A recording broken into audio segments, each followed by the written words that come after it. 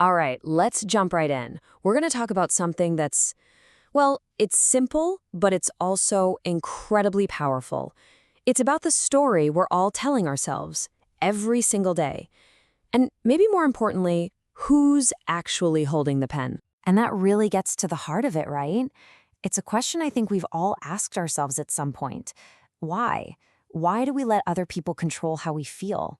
How is it that one little comment or a weird look from someone can just totally hijack our mood for the rest of the day? Well, to figure that out, we have to get right to the source of our suffering. And it's a surprisingly simple idea, but a profound one when you really think about where our pain actually comes from. So here it is, straight up. The main reason we suffer is because we give our power away.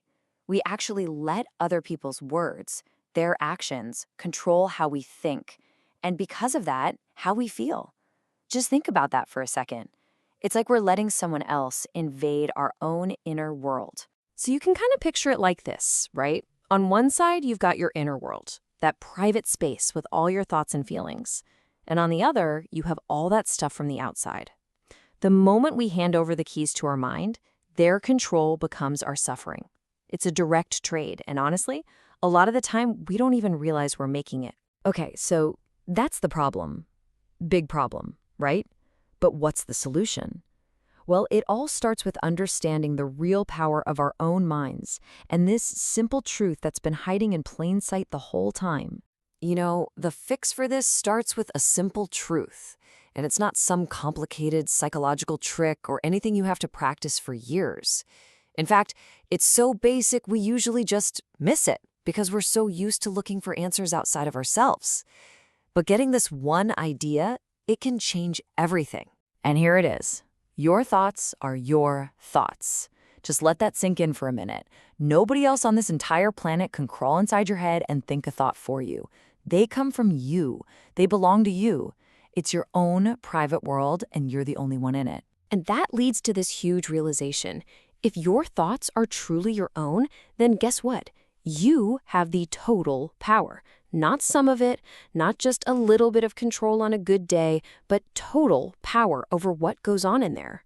And that means you have the final say on what you think, which in turn decides how you feel.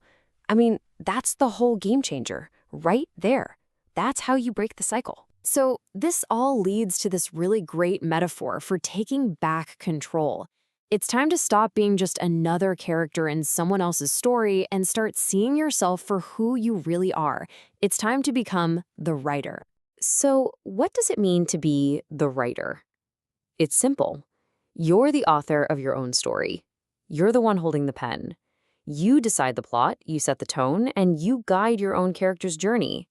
It means you have total, complete power to control the entire narrative that's playing out inside your head. Okay, so how do we actually do this? How do you become the writer?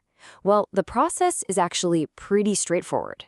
First, you've got to acknowledge your power, like really, truly accept that you're in the driver's seat. Second, you have to consciously choose your thoughts, the same way a writer would choose their words, very carefully. And third, you use those thoughts to actively write your story, one moment at a time. But here's the thing. Once you claim this powerful role, your work isn't over. Not by a long shot. The final, and maybe the most crucial step, is that you have to guard it. You have to start protecting your story. And that's our final takeaway here. And the source material leaves us with this really powerful final thought. Remember, you are the author of this incredible story, your life. So don't let other people come barging in with their negativity and their opinions and just ruin it. You have to protect your pages. Protect that narrative. And that's really what it all boils down to, isn't it? It leaves us with one last, very personal question to think about. Every single moment of every single day, there is a story being written inside your mind. So, who's holding the pen?